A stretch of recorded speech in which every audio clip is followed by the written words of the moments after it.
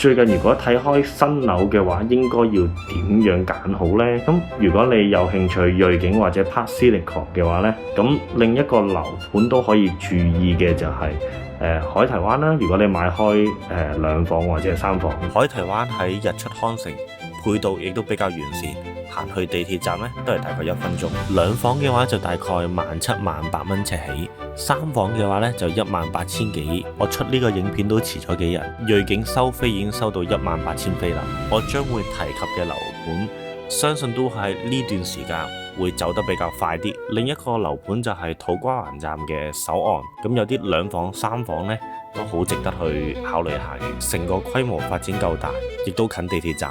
我覺得瑞景今次個開價都非常之吸引啦。